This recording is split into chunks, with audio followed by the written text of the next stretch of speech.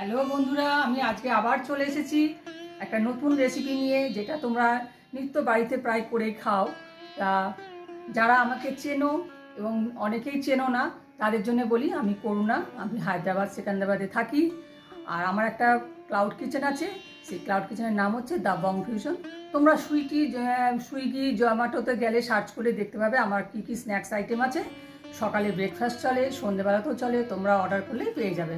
বেশি কথা না বলে দেখো আজকে আমি যে রান্না করছি চিংড়ি ফুলকপির তরকারি, কী কী লাগছে সেটা তোমরা একবার দেখে নাও। এই দেখো, একটা ফুলকপি, শীত আসতেই ফুলকপি চলে এসছে।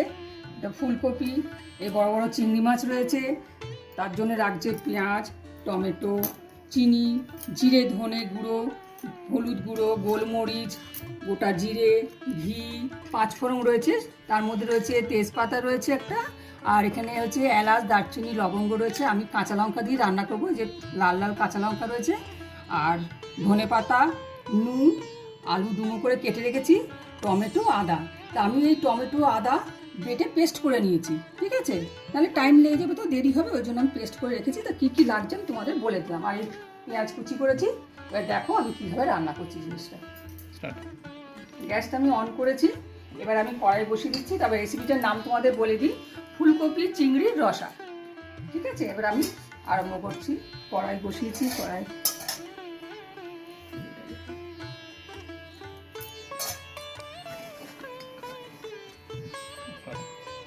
দেখো আমি দেখো আমি তেল বেশ অনেকটাই তেল দিয়ে দিয়েছি, প্রায় 50 গ্রাম, 25-50 গ্রাম তো হবে।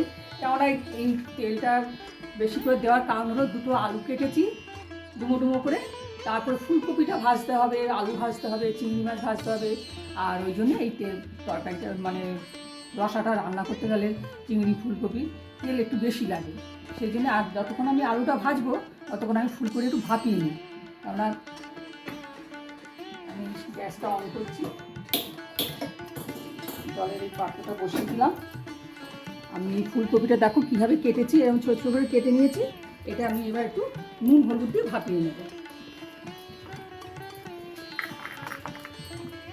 ফুলকপিটা একটু ভাপিয়ে জলটা ঝরিয়ে নেবো, তারপর আমি এটা ছাঁকা তেলে আবার ভাজবো। ততক্ষণ আমি দেখো তেল গরম হয়ে গেছে, আমি এবার আলুগুলোকে ছাড়ছি। আলুগুলোকে লাল লাল করে ভেজে নেব নুন হলুদ দিয়ে। ততক্ষণ আমার ফুলকপিটা ভাপানো হয়ে যাবে, আলুটাও ভাজা হয়ে যাবে।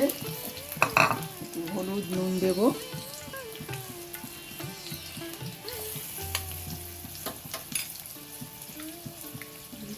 একটু নুন দিলাম।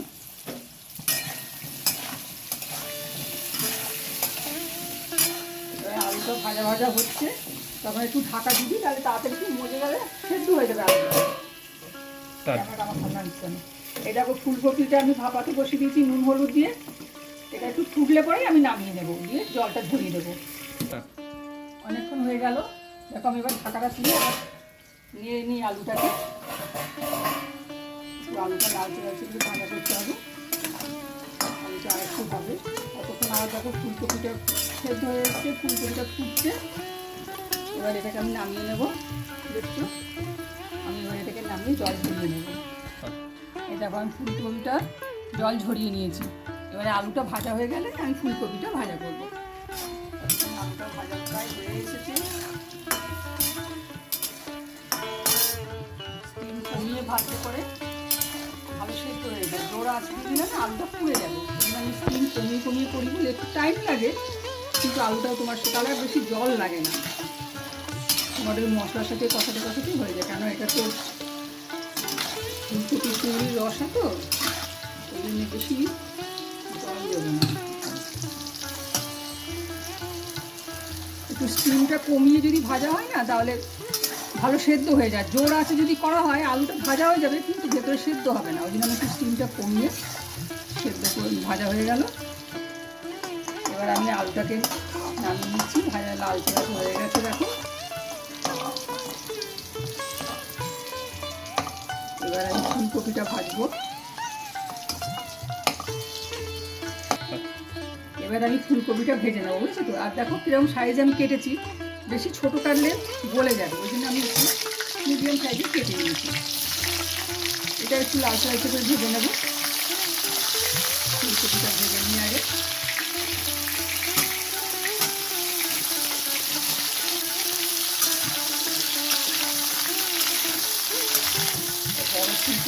এটা অনেকটাই তেল লাগছে। আলু দিয়েছি, আমি ঢাকা দিয়ে দিয়ে ভাজি, তাহলে তাড়াতাড়ি ভাজা হয়ে যাবে। যতক্ষণ কপিটা ভাজা হচ্ছে ততক্ষণ আমি তোমাদের দেখিয়ে দিই। এটা তোমরা যদি মনে করো যে ক্লাউড কিচেন খুলবে, তাহলে ক্লাউড কিচেন খুলতে গেলে কী কী লাগে দেখো। প্রথমে তোমার দেখো একটা মাইক্রোওভেন রয়েছে, আমার একটা ওটিজি আছে, তারপর স্যান্ডউইচ মেকার রয়েছে, এয়ার ফ্রায়ার রয়েছে, ইলেকট্রিক স্টোভ রয়েছে, কমার্শিয়াল একটা স্টোভ আছে। যখন আমার অনেক অর্ডার চলে আসে, হয়তো ইডলি বসাতে হবে, তখন আমি ইডলিটা এর মধ্যে বসিয়ে দিলাম, একটা মধ্যে ধোসা বসালাম, আর ইডলিটা করতে 20 মিনিট টাইম লেগে যায়, তখন ইডলিটাকে বসিয়ে দিয়ে আমি ফুলকপিটা ভাজা হয়ে গেছে। এবার আমি ফুলকপিটা ভেজে নেবো। দেখো ফুলকপিটা ভাজা ভাজা হয়ে গেছে, আমি এবার ফুলকপিটা তুলে নিচ্ছি।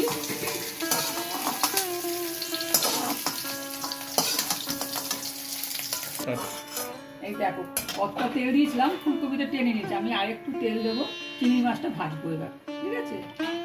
চিংড়ি মাছটা ভাজা ভাজা হয়ে, এই দেখো চিংড়ি মাছ আমি এবার ভাজা ভাজা করে নেবো।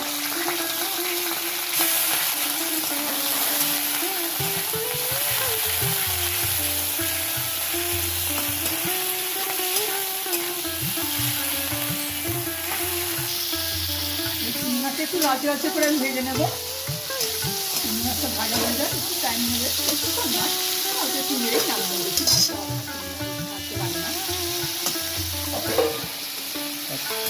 চিংড়ি মাছটা হয়ে গেছে, বেশি ভাজতে লাগে না চিংড়ি মাছটা। চিংড়ি মাছটা তুলে নিচ্ছি।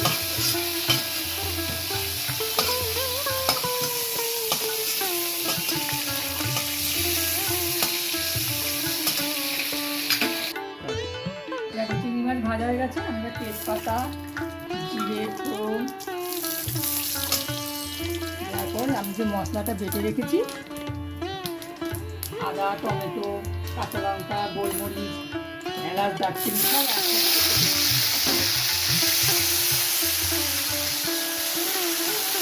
দেওয়ার পর আমি এবারে নুন দেবো, পরিমাণ মতন একটু নুন দেবো, হলুদ দেবো, 1 চামচ হলুদ দেবো,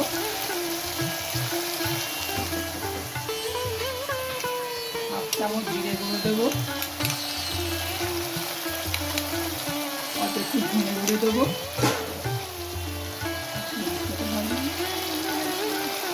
চিনি দিচ্ছি।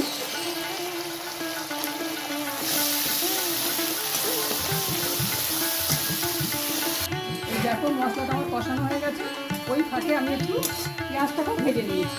আলাদা কড়াই একটু পেঁয়াজটা ভেজে নিলাম, তাড়াতাড়ি ভাবে দেরি হয়ে গেছে তো মশলাটা কষিয়ে দিলাম। কষানো হচ্ছে, এবার আমি চিংড়ি মাছটা দিয়ে দেবো, দিয়ে দিলাম চিংড়ি মাছ। এবার আমি দেবো আলুটা দিয়ে দেবো, আলু দিয়ে দিলাম।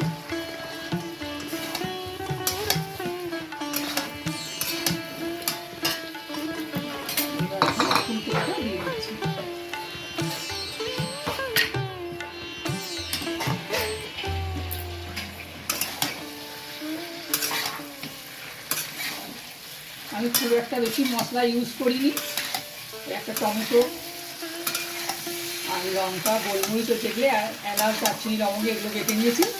আর পেঁয়াজ বাটিনি, পেঁয়াজটা আমি ভেজে নিলাম, ধীরে ধীরে কেটে গেছিলাম যে পেঁয়াজটা ভেজে নিয়েছি। বেশি একটা মশলা আমি ইউজ করি না, আর একটু অল্প একটু জিরে ধনে দিয়েছি তাতে। আর কাঁচা লঙ্কা দিয়ে রান্না করেছি, শুকনো লঙ্কা আমি দিইনি। খুব সুন্দর গন্ধ বেরিয়েছে একটা চিংড়ি মাছের, গরম মশলা সব দিয়ে এখন কষানো হচ্ছে তো ভালো গন্ধ বেরিয়েছে। তোমরাও এরকম বাড়িতে করে দেখবে, ট্রাই করে, নিশ্চয়ই ভালো হবে। তোমরা কমেন্ট করে বলবে কেমন হয়েছে, কেমন লাগলো। কষানো হয়ে গেছে, আমি এবার একটু জল দেবো।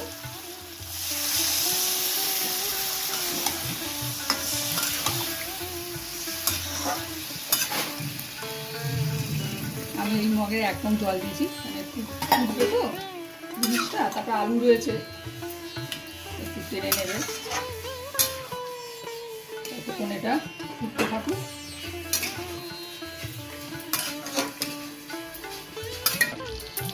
দেখো অনেকটা কষানো হয়ে এসছে। আমি এবার এটাকে নামিয়ে দেবো, প্রায় হয়েই গেছে, কষানো হয়ে গেছে দেখো। আর আমি যেহেতু কাঁচা লঙ্কার রান্না সেই জন্য কোনো লাল রং হয়নি। তোমরা যদি কেউ মনে করো লাল রং খাবে তাহলে একটু কাশ্মীর মির্চি দিতে পারো। আর এবার একটু আমি ধনে পাতার মধ্যে ছড়িয়ে দেবো, দিয়ে দেবো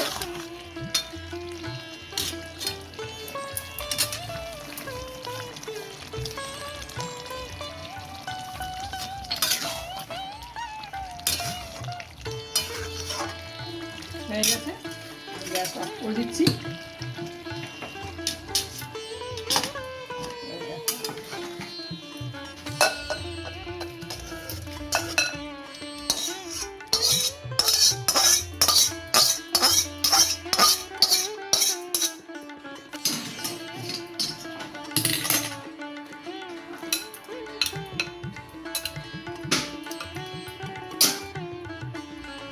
ধনে পাতা ছড়িয়ে দিলাম। দেখো কেমন লাগছে ফুলকপি চিংড়ির রসা। তোমরা এইভাবে বানাবে, কেমন লাগলো রেসিপিটা আমাকে জানিও, কমেন্ট করো। আজকের মতো